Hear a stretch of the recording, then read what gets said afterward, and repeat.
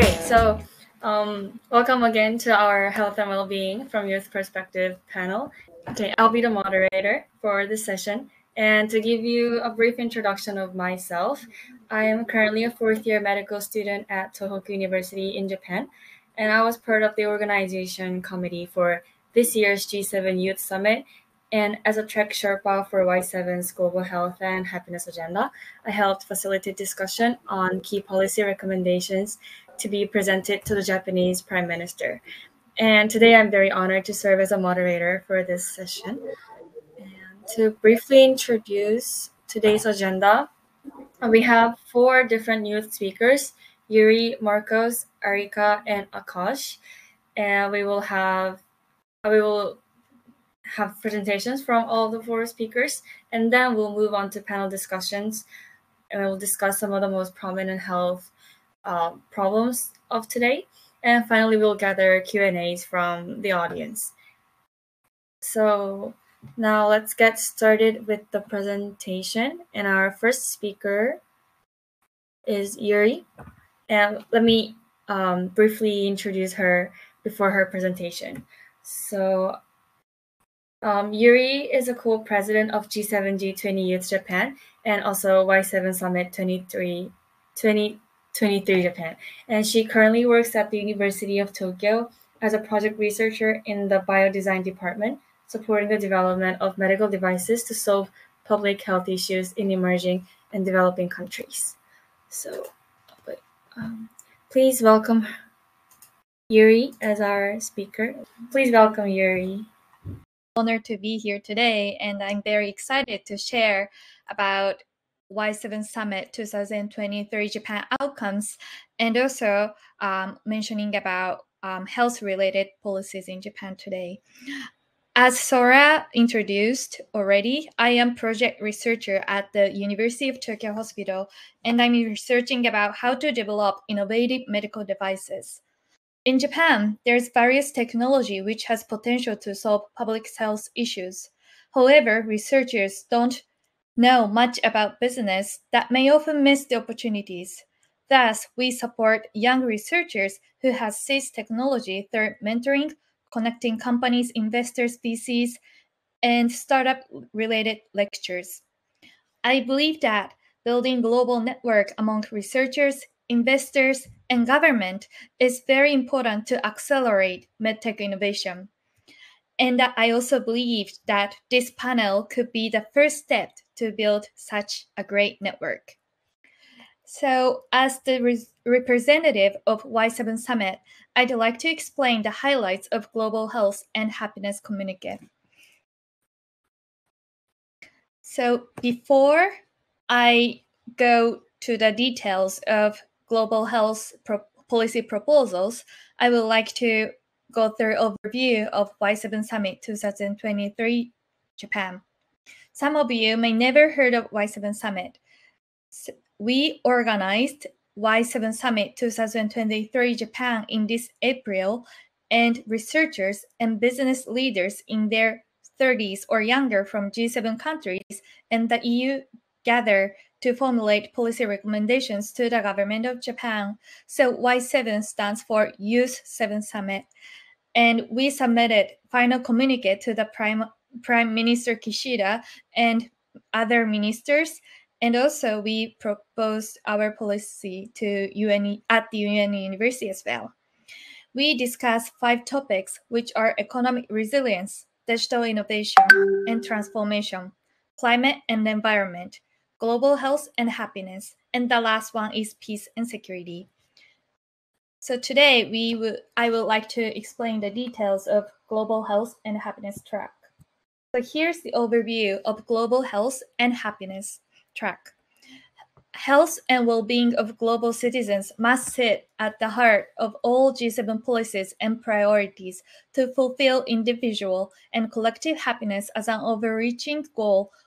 Disparities that disproportionately affect underrepresented groups, particularly youth, and including but not limited to women, LGBTQIA+, racialized, rural, indigenous, and persons with disabilities. And in this track, we had 3 sub-tracks. So I would like to introduce several policies from each track. First track is the last point is about investment. We propose adding health into ESG, environment, social, and governance to create an ESG framework and setting it as a standard mandate for corporate responsibility and to guide more investment and innovation into health. And the detail will be shared by EU delegate of Y7 Summit, Marcos, later today. And the next subtract is equity and access for health and care, eradicating institutional and systematic violence against women, legally implementing standards for urban and rural areas to accelerate the integration of health into design and adaptation of the built environment, reducing geographic health inequity by increasing environments conducive to mobility and accessible physical activity, nutritious food, water, green, and safe spaces. And the last one is providing financial and legal support to tackle a critical stage of our exhausted and underfunded healthcare services, technological and monetary resources. And this one is the last, third subtract. It's about preventive methods and interventions. Increasing funding towards antimicrobial resistance programs to strengthen the global preparedness for communicable diseases, aligning with a One Health approach while ensuring a defined allocation to support low and middle-income countries. Allocating and protecting funding for early interventions in schools and communities to establish basic health literacy and health campaigns, which are culturally appropriate, accessible, inclusive, and use prevalent platforms to disseminate public health information. And lastly, adopting and adequately funding social prescribing as a standard method of care for a person-centered approach to early treatment and prevention, relieving pressurized health system with provision of alternative community-based program and services. So these are the highlights of Y7 Summit. And next, I would like to explain about health and gender issues related proposals from C7. We made statement based on the youth perspective, and I would like to introduce two policy proposals from this statement which we've made. So in this joint statement, there's a section about equal and affordable global health access and comprehensive sexual and reproductive health and rights. First point we made is about increasing funding for SRHR campaigns and advocacy to ensure access to menstrual hygiene products, contraceptives, including low-dose pills. And the next one is about the next proposal is focusing more on well-beings, and which is about legislate and subsidize flexible care and parental leave options to achieve a more inclusive work environment for all parents and families based on the recognition of care as public good and reward unpaid work care, starting with reviewing the impact of care work by gender disaggregated data.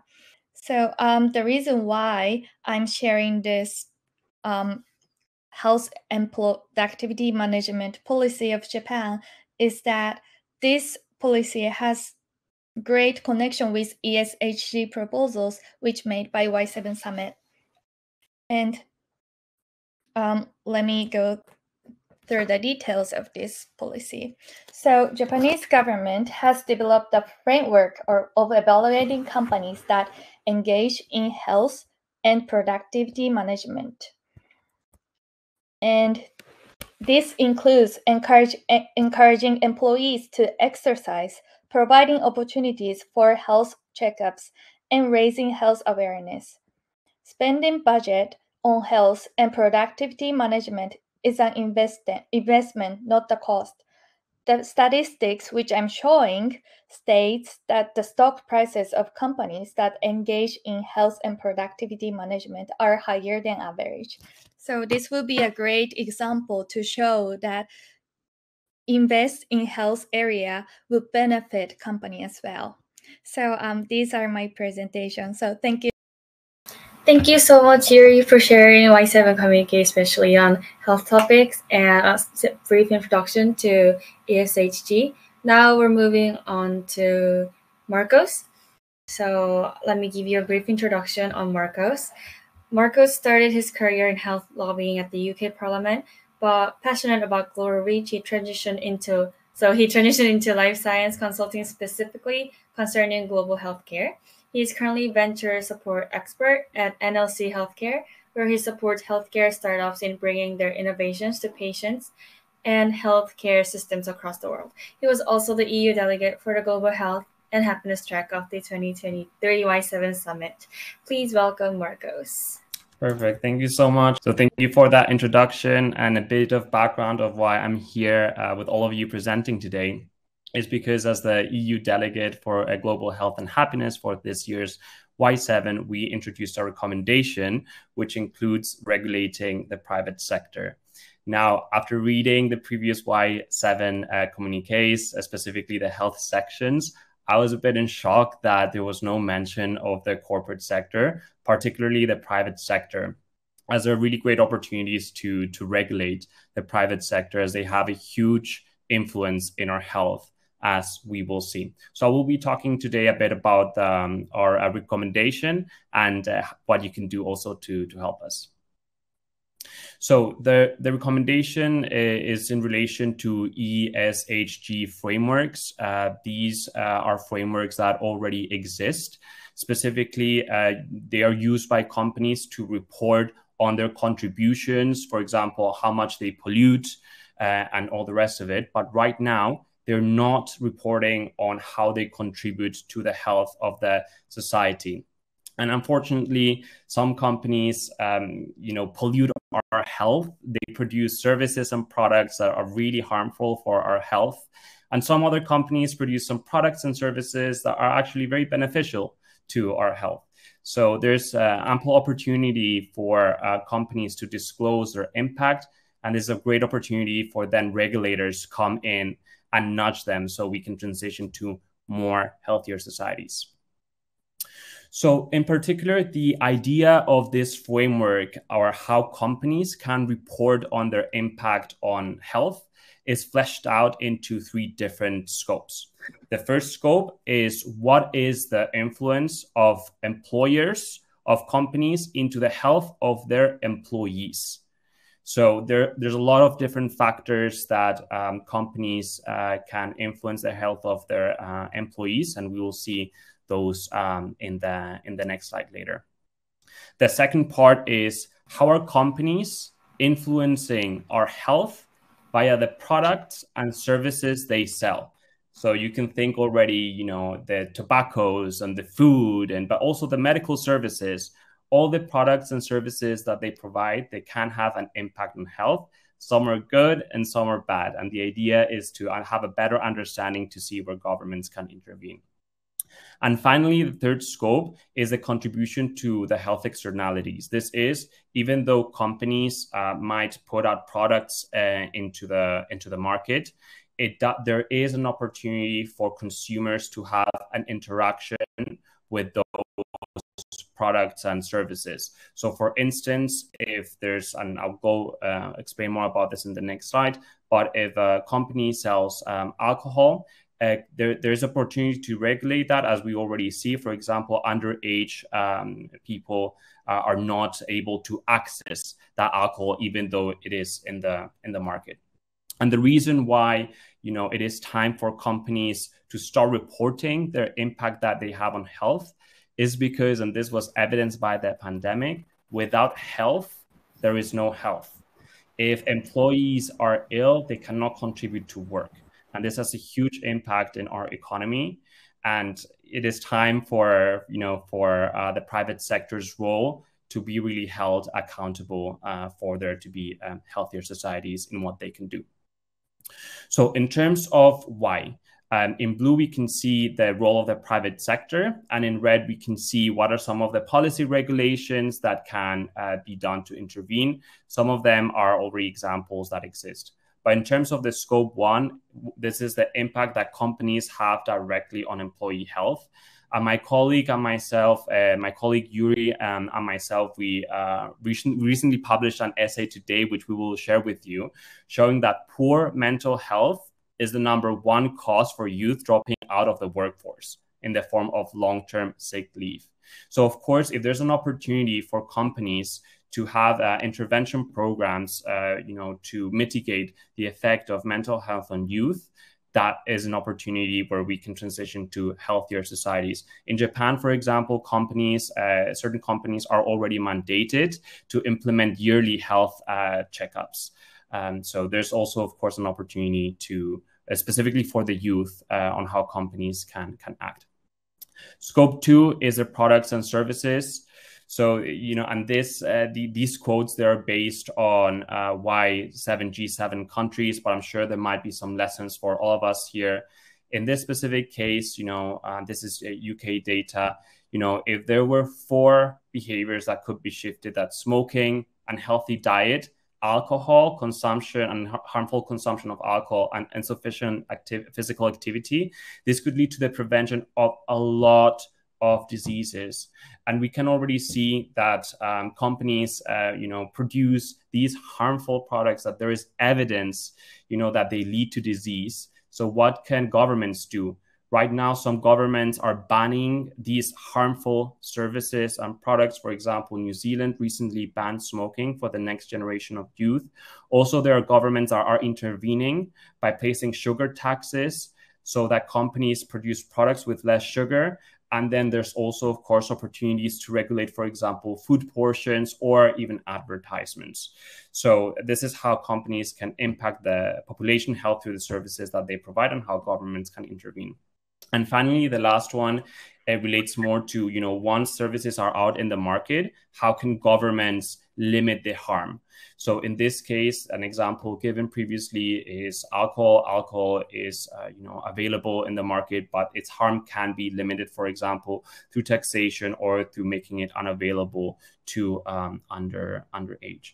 And the reason is, why, this tool can help transition to healthier societies is because a lot of the harm done to the population is through this consumption of products and services, as we have seen, for example, smoking, unhealthy diet, and harmful consumption of alcohol. Smoking is already heavily regulated, arguably, and the consumption of alcohol too. But when it comes to unhealthy diet, this is a much trickier area to regulate, partly because of the huge profits that these companies are doing. But what we are proposing is that companies should not be making these huge profits at the expense of our health. And a new generation of companies that we can think of is, for example, social media. What is the effect of addictive social media on our health? Is it fair that these companies, which are making billions in profits, are profiting at the expense of our health? So all these are questions, and these tools can be used to better assess and track the impact that companies have on our health for governments to intervene. In terms of how this would be applied, essentially, companies would have to report on their impact on health based on the 3 scopes that we have recently covered, and something that is already being done. Academics are currently busy to research optimal health metrics and methods so that companies can use them to report on what is their health outcome, what is their health impact on the population based on the 3 scopes.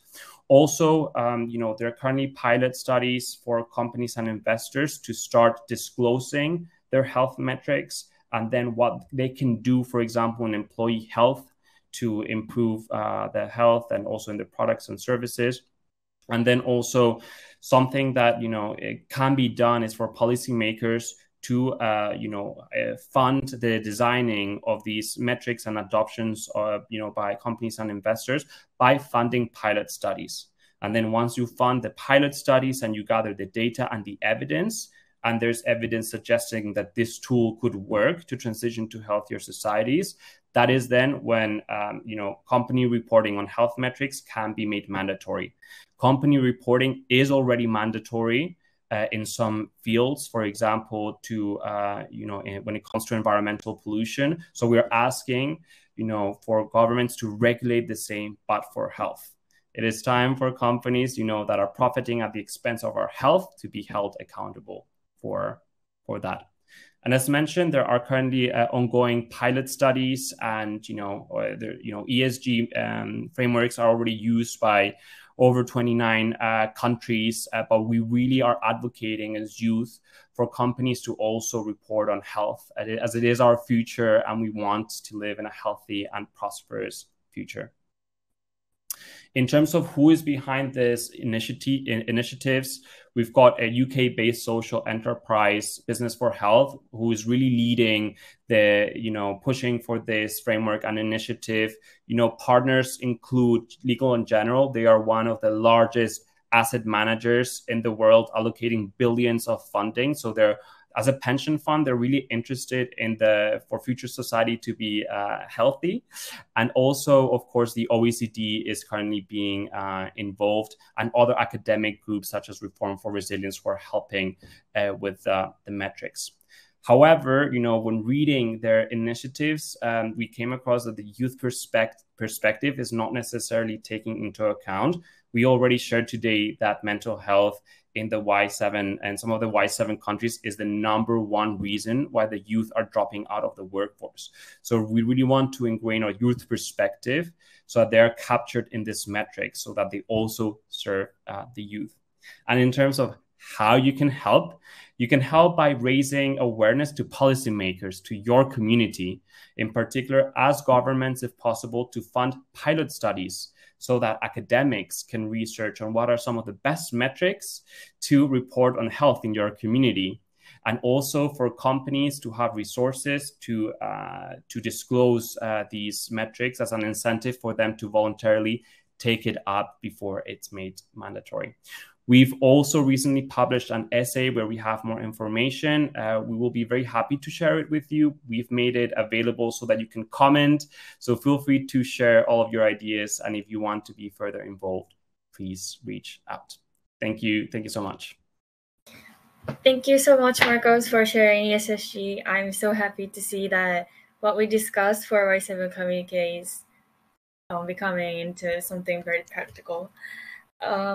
Now I would like to move on to Arika, and to briefly introduce her, she is currently a director and public relations specialist at Polypoly, where she is in charge of PR strategies and policy advocacy for government agencies and foundations. She also works as the strategic PR advisor in the Japanese government, Ministry of Internal Affairs and Communications.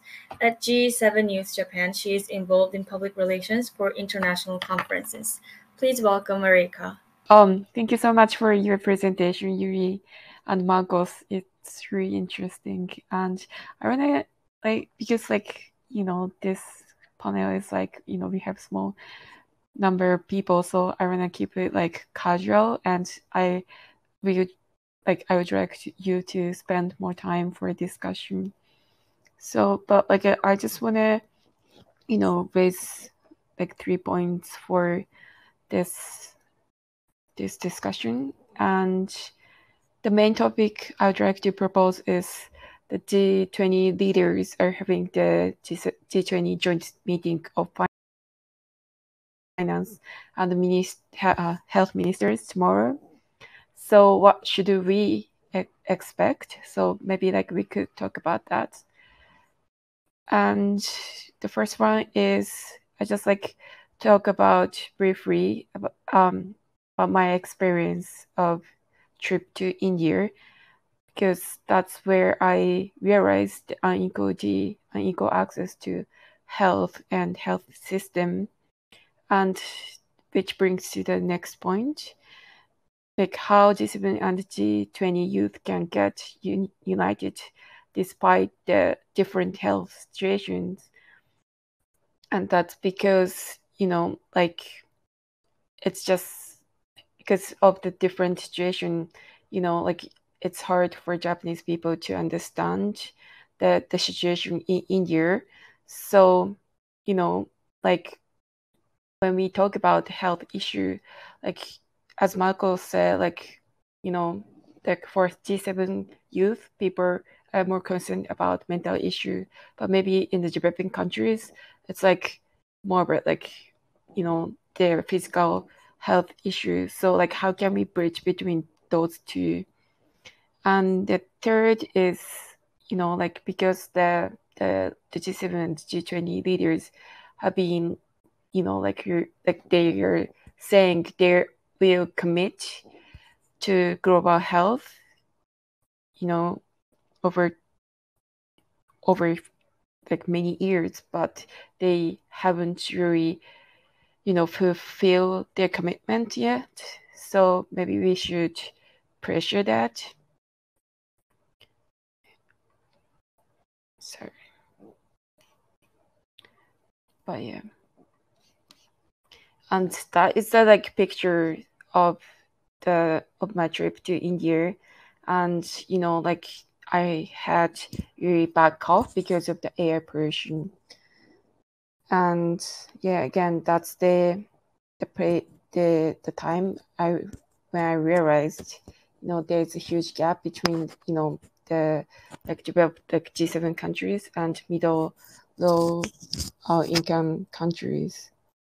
And I decided to launch a campaign with the Global Finance University, which is a group, one of the groups of the World Banks, to kind of advocate for the maternal and child health, and we are proposing to the government in Japan, and we have managed to like negotiate with the Minister of Health and the head of the study group of the World Bank.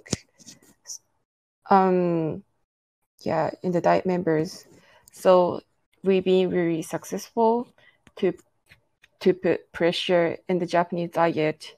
But like I would like to reach out from like Japanese diet to the global like G7 leaders, and I'd like to discuss that, like how can we pressure about that.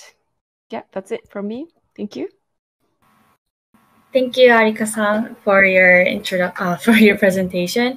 I'd like to move on to Mr. Akash. Do you think you can talk?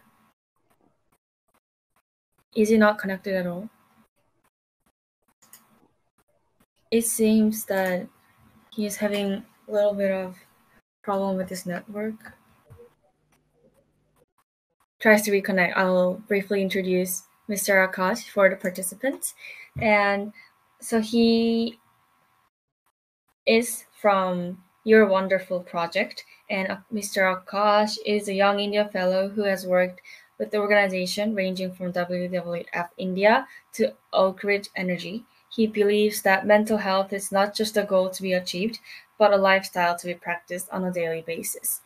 And he will be talking about mental health for us. So what I would like to do here is I'll talk a little bit about my work. And I see a lot of you have spoken from a global perspective.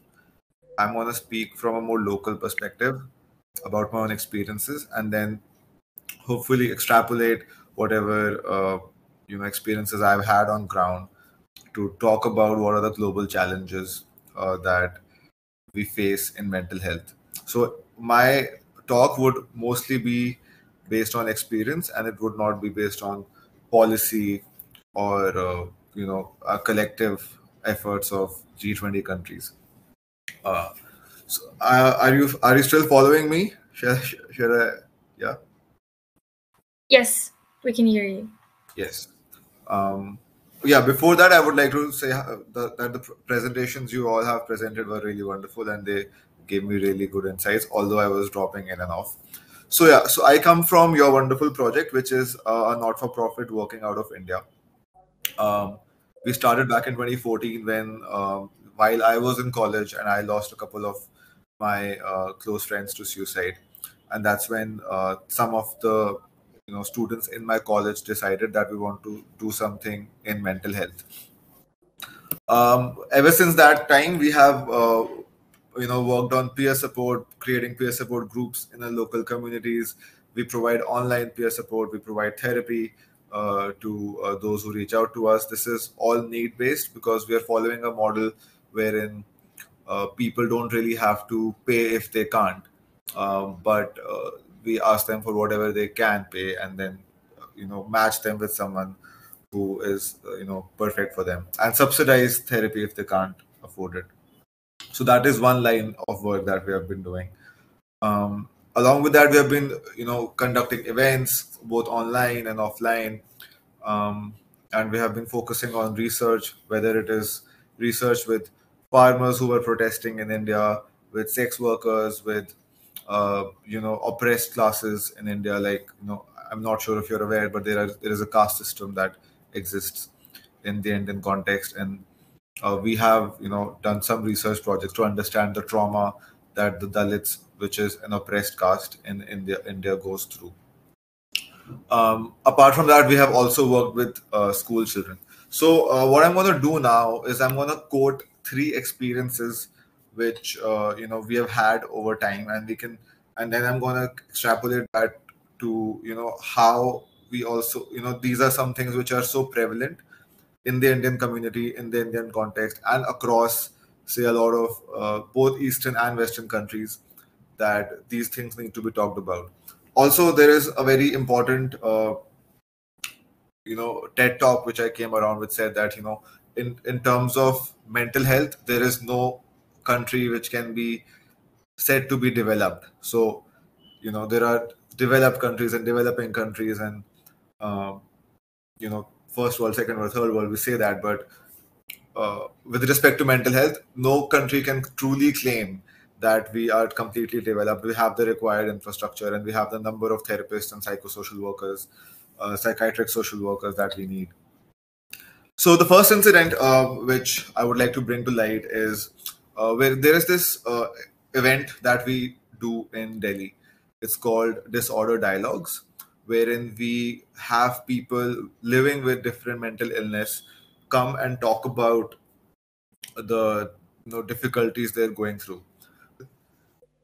So I was saying we do a human library event in Delhi. What happened at one of the events was there was a 15-year-old who came with his father, and his father and the 15-year-old was sure that he was going through something like depression, and that's when he heard about the event and he was at the event. But his father, who was about 45, was very strongly of the opinion that his son is pretending and not actually going through mental illness. So that brings me to my first point, which is stigma. So as far as mental health services are concerned, awareness is concerned, we see that there is a lot of stigma both on ground and even among educated circles. So I think across the world there is a lot of work that needs to be still done on reducing stigma, creating more awareness. And as far as awareness is concerned, it's very important that we create the right kind of awareness. So so there are some countries in Africa who have traditional healing methods, and so does India. But I'm sure Japan and China and US, they all have some traditional methods that exist. But what often happens is there is some research that, say, happens in the West, and it's extrapolated and copied as it is without keeping in the social context, without keeping in mind the social context of, say, countries in Africa, countries like India. So yeah, it just, reduction of stigma and creating awareness is one very important point that countries across the world need to be working on, especially the G20 countries, because we can't really be making progress unless we both consider the social context and then also consider the cutting edge research that exists, and we're able to combine both of these to then come up with the right kind of awareness campaigns and the right kind of information dissemination. So that is the first point I wanted to raise. I hope I'm still audible.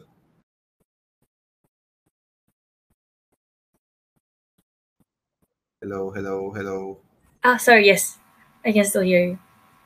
Yeah. All right. So that was the first incident. The second one was we have a peer support service that we provide online. And as I think as Marcos mentioned in his talk, that social media is something which people are really struggling with. So what happens on our online platform is people come to us and they write about what mental health difficulties they're going through. It's really a platform where anyone can come and talk. Because I mean, like I said, there are not enough therapists available. People are reluctant to go to therapists to begin with, so they choose to go to like a service which is peer support and not professionals to begin with. One of the recurring queries that we have received over our online peer support platform, and we're also operating on an app, also on the website, also on Instagram. But one of the most prevalent queries we have been receiving lately is, although I'm on Instagram, I would like to get off of Instagram. So like Marcos pointed out, that where do the companies share responsibility of hooking you onto these platforms and not caring about your health at all? And that is something we're also experiencing on ground. So I feel that the focus of the G20 countries should also be on regulation of the social media companies, so that they can't beyond a point they can't harm the children and the students and the adolescents and the youth that has access to it. So that is the second point, that it's very ironical how most people on Instagram reaching out to us for searching for some kind of mental health support, and they're saying, although I'm on Instagram, but I would like to get off of it. So that is a huge concern. So we have been working with schools in Delhi, and when we went down for our needs assessment, which was 2018, before we were planning a campaign on mental health literacy in our schools, and for that we went down for a needs assessment, wherein we went to different classrooms, spoke with children, understood the kind of difficulties they were going through. And one of the most prevalent problems that children face in classrooms, at least in Delhi, is that of bullying. And bullying, there's a lot of literature around that says bullying during childhood can lead to, say, a lot of problems when you grow up, when you're past your adolescent, and the trauma and the problems that you go through basically come back to haunt you, and that kind of decreases the quality of life of a regular person. So, and we also went to schools across different cities in India, and we found the same common. So, although there are anti-bullying laws and anti-bullying policies that exist, especially in India, I am not sure how much that translates into on-ground change. And having looked at different, say, cinema and different incidents from across the world, I see that bullying is still a problem, and a lot of times it's glorified instead of talked about as a problem, especially in cinema. I'm going off track, but this is just my opinion on it. So yes, so that's my third point. Mental health wise, there are multiple global challenges that exist, but I feel these three are something which I have personally experienced on ground, which are there is stigma, and there is bullying, and then there is digital media dependency. And these are three things which I feel both academically, having explored this, read about it in the papers, and experienced it on the ground, I think these are three very prominent points that need to be acted upon across the world. Yes. Thank you so much. Despite your internet connections, thank you so much for your talk, Mr. Akash. So now that we're done with all 4 presentations, I'd like to move on to panel discussion. But since we only have 5-ish participants, and some of our panelists are experiencing internet connections, so I have some questions ready for each panelist, but I think it's better to just freely discuss about the topics that popped up today. So first of all, I think that mental health is a big issue among all the countries, and especially in Marcus's presentation, he talked about how mental health is #1 dropping cause of the workflow, and Akash also mentioned 3 big causes of mental health problems. So I'd like to ask all of the panelists what they think the what other causes you think that are causing mental health problems among the youth, and how we can address all those problems. I would really also like to hear, if possible, Akash's perspective, because he seems to be very knowledgeable on all of these topics. And I guess coming from our end at the Y7, we really did not explore what the root causes are.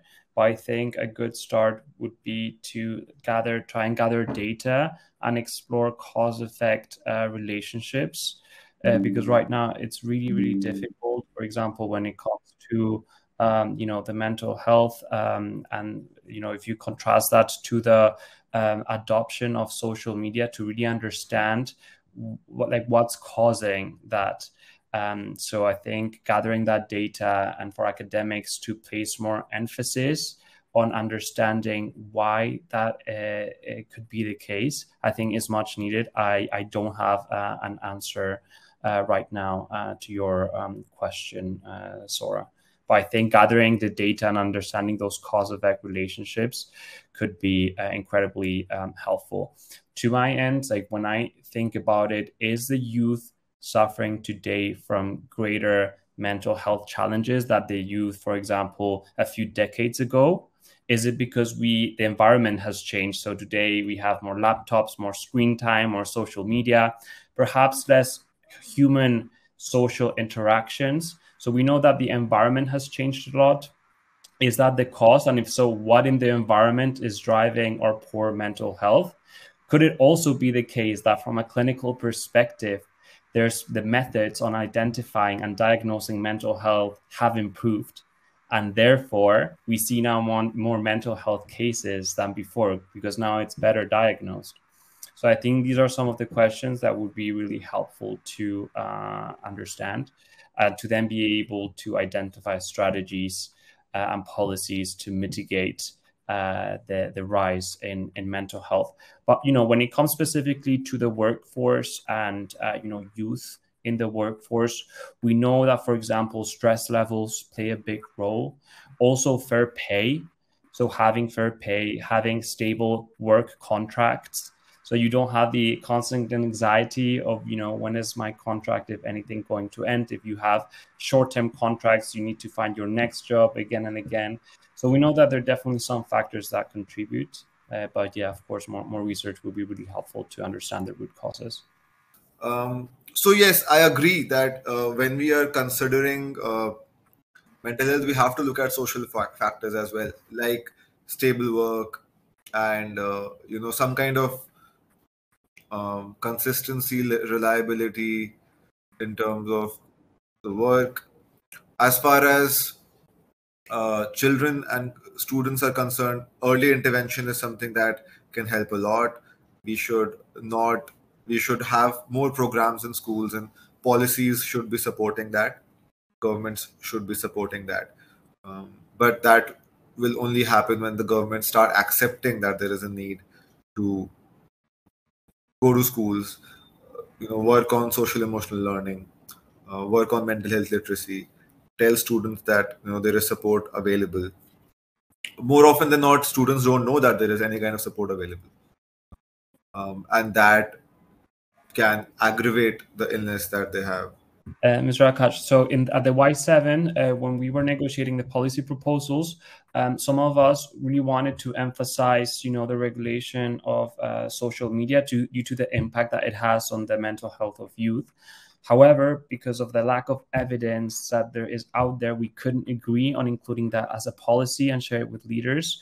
So what would your advice be? What is your approach on advocating on regulating or limiting the use of social media in the context of not finding the evidence? How do you go about it? Really keen to hear that. So the evidence okay. So firstly, in mental health and in social sciences in general, it's very hard to establish causality. But what we can establish is a strong contributing factor. So if we can say that there is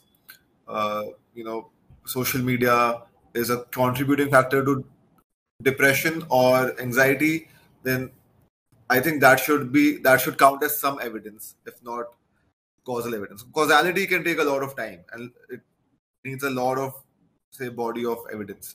As far as evidence for our interventions is concerned, it's mostly experience based. So we analyze the difficulties that people come with, and then we act on the basis of that. Although we also try to inform our interventions through the research we do, which involves qualitative assessment, quantitative assessments, etc., literature review. That literature generally does not come from, say, an Indian context, but it comes from a global context, because generally speaking, there is not a lot of research in mental health to begin with, right? And even if there is, it's very isolated to certain countries like Europe and US. And as far as India is concerned, there is still a long way to go in terms of research itself. So we have about 20-ish more minutes left, and originally by plan we were going to move on to Q&A from the audiences, but we only have a few audiences, so I think we'll keep on just having discussions between panelists. And if the participants have questions to any speaker, please leave them on the question section so we can address it while we discuss other topics. And moving on from mental health, I wanted to ask you guys that about what can be done to ensure that our youth voices are actually incorporated into policies. Because I like to ask Marcos, because I think you have the best connection of internet. To what extent do you think our Y7 communique was actually incorporated into health policies by the G7 leaders? Okay, excellent. So after kind of scanning through the G7 communique, not much was included specifically on health. There was barely a reference on mental health. So the conclusion and the summary is not much. And when I've been advocating post G7 and Y7 to policymakers at the EU institutions, one of the main challenges that we have come across is in relation to the structures and the process. Specifically, the Y7 communique is released only a few weeks before the G7 communique. And by the time the Y7 communique is released, pretty much the G7 content has already been negotiated. So it's practically impossible for the Y7 really communicate to influence the G7 because of the process and timelines. The G7 has already been negotiated. So when I'm speaking now and advocating to, for example, the EU negotiators to the G7 on health, one of the things that we're discussing is actually influencing next year's G7 communique with this year's Y7 communique content. just from a timeline perspective. So that's my experience. And right now we are in dialogues on, implementing some processes to make sure that our youth voice is heard. And if they don't implement our recommendations into next year's communique, for there to be a feedback mechanisms and the leaders to tell us why they have not included that. So that's from the EU perspective, what we're doing at the EU institutions. So it's really interesting that if we really want to influence it, at least from this perspective, we have the opportunity to do that, but already for next year. That's my experience. Thank you, Marcos. What about in the case of Japan, Yuri-san? Is there anything for you to share? Thank you very much. Sorry, I couldn't hear some part, but like in terms of like policy proposals by youth and also how like government should react, from this April, Japan finally set up a new ministry called Ministry of Children and Family. So this minister is focusing on, it's agency. So this agency is focusing on youth policies and also child and family related policies. And one of their goal is that to listen to the youth voices and reflect those voices to the policies. And they're trying to collect youth proposals through online surveys as well as discussion. And they're stating that they from now on, like they'll announce, they're like clarify that what kind of proposals made by youth are reflected to the actual policies, and also like if those policies proposed by youth wasn't reflected to the actual policies by government, this agency would explain like why those proposals wouldn't get reflected. And I believe that especially like in the health area, it will be very hard for youth and younger generations to get involved in, because many people think that health-related policies are very like specialized. But as many panelists mentioned today, it's very important. Like mental health issue is very important these days, and it really has strong connection with people's lives. So I really wish that there will be more ways for youth and younger generations' voices, especially in health field, to be heard by the government. Thank you. We have a question on chat. So it says, balancing work, personal life, and self-care can be challenging. How do you maintain a sense of equilibrium and ensure your well-being doesn't take a backseat? That will be very difficult questions, but it's very important. So as you may know, in Japan, we have a word, karoshi, which is now like global terms, which is on English dictionary as well. It's very sad that such a negative words to become word like global terms. But apparently there was a very like huge issue that many people work too much and have less very bad work-life balance. And so, like in Japan, many people get sick, including mental illness, and leave the work.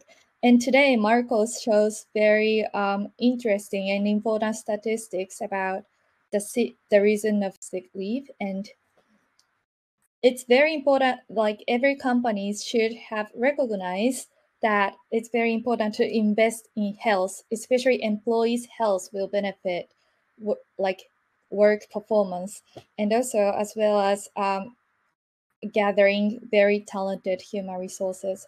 So changing the mindset, especially managing like people, will be very important. Yes, I agree with all of what you said, Yuri, and just to also kind of give my perspective to Arpita. So to give a bit of context, I live in the Netherlands. It has arguably one of the best work-life balance, in the world. So I think, to balance that, work, personal life, and self-care, it has to come up from above. Leaders have to lead with example. So in the case of the Netherlands, we typically work from 9 to 5:30, and the company bosses, lead by example. They leave exactly at that time, and that is very respected because the rationale behind that is that, you need to have you need to have time for your private life. You need to have time to fall in love, to raise a family, and that has to come from above. Leaders have to support that. So I would say it's very much cultural dependent, and it's leaders who have to lead from example. It has to come from above. If Mr. Akash is still there, I'd like to hear Indian perspective as well. Yes, definitely. If you can. Actually, I have question to Sora-san.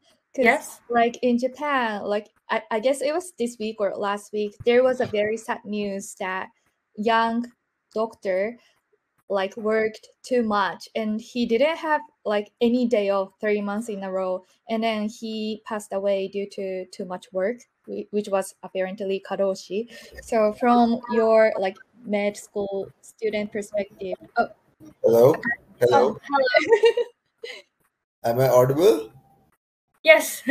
Okay. So I wanted to say that it has to be a two-way street.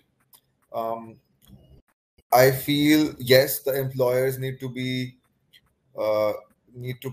practicing, in a manner that it's supportive of their employees. The work culture should be such that employees feel supported and not pressurized, which also involves having very fixed times and not overburdening the employees with work. That is one, definitely.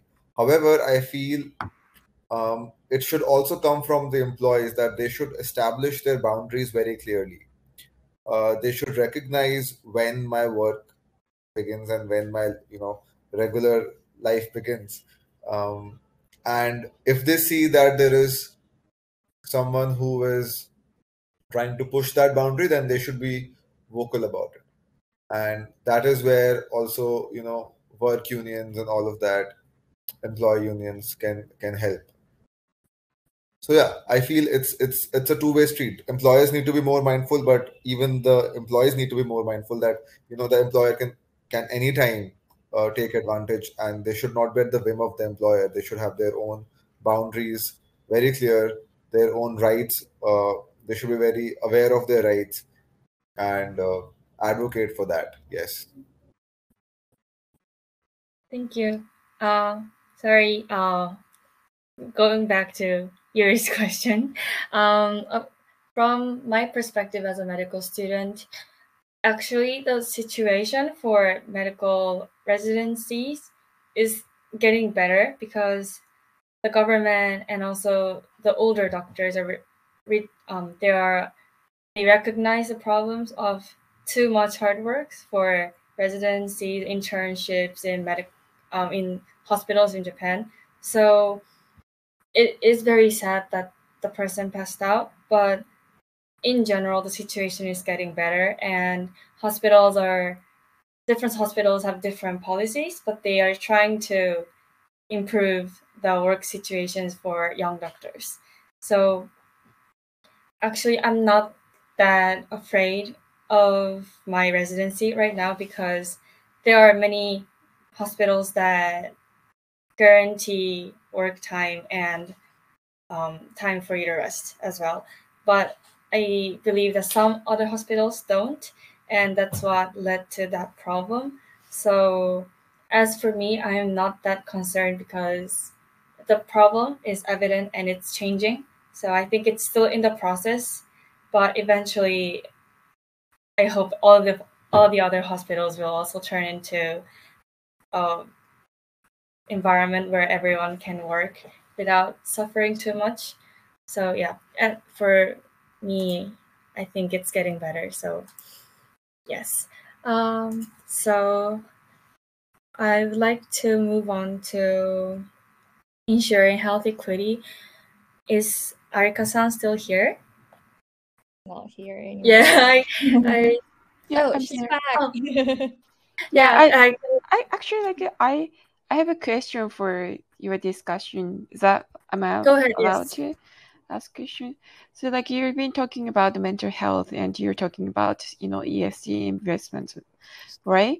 And I'm just trying to kind of connect the two perspectives and also, based on what Marco said and Yu-san said, and Sosa said, so like mental health is pretty much about your feeling, right? So how can you show the data, and how you can show that it's the collective voice, from youth to the leaders, and kind of make them commit, or like make them implement your communique or your proposal into actual laws or rules, or I don't know, like policy making. Like how are you trying to convince them? I think from the for example, like the data that we gathered, it comes from the government databases, on inquiries and statistics that they use from respondents from youth. So it's by recycling, government data that we talk to the government. So it's, trying to speak the same language. So that's kind of our approach at this time. But like, how can I say it? Like how you, so you use the data the government already has. It's not like you're like collecting more data, like, for this specific purpose. At this time, we're recycling data from government databases. And I think if what you're hinting at is collecting like further data from employers, that will be the next step. And designing all the methodologies to collect that data, to what extent that's subjective versus to what extent is it based on clinical guidelines to diagnose it. So that will be a further step indeed. We don't have that yet. I see. Yeah, thank you. Because like I was wondering, because it's like invisible, and I think like all people have that feeling, but yeah, like, and sometimes like it cannot be prioritized, like how like youth voice cannot be prioritized for national government, even though like all the G7 youth young people think that is important and that is the collective voice. Like when we actually, like I'm doing the kind of lobbying stuff as well, but when I try to convince them, like they say like what is the evidence, and is this really the most like pressing issue, like especially in Japan, like for all generation. And it's just like yeah, I mean, like I'm just trying to understand, and like thank you for answering. I think I would like clear to on add that. something there while my connection is still active. Am I audible? Yes. Yeah, sure. Yes. So, Arika, one more thing that is often ignored is even physical illness, Yeah. Has a mental health aspect to it.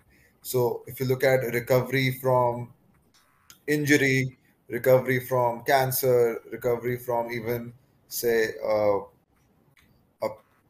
say a pathological disease caused by a pathogen, mental health plays a huge role in the recovery process. So it's been noticed where that people with cancer, if they're going for say therapy alongside, then their recovery is faster than people who are not seeking any kind of psychological support along with their so again, so there is not a huge body of research that exists in this area, but it's argued that mental health itself can contribute from 10 to 50% in the recovery process of even a physical illness. So that is one thing which can be highlighted when talking about mental health. And secondly, it's not completely true that mental illness is not visible. The effects of mental illness can be very visible. So, for example, depression and anxiety. They have very specific symptoms like sleeplessness or oversleeping or loss of appetite and suicidal thoughts, self-harm. And so yeah, I mean, it's not like it's not completely internal. You can also see the effects of a lot of mental illness on, in say, the body language and the bodies themselves of people who have them.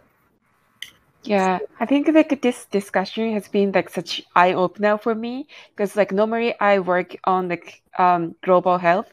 It doesn't include mental health. Like I'm working with the Gates Foundation and we focus on the health in like underprivileged country. And I thought like mental illness was kind of privileged for developed country, but it is not. Like it's like for everyone, like health for all. So I think like now it's good starter to convince the national government and state members, we need like health for all people, because like like Japanese people kind of take it granted for to have like health, like but I'm like sorry to yeah, interrupt, but we sorry. have questions. So yeah, we have questions and we don't have to wrap up. So thank you for your comment. I'm so sorry to interrupt. I think we have two questions. So what are some strategies? Marcos need to go now. So we should say thank you to Marcos. Thank you, Marcos, for Thank you. coming. Thank you so much to everyone.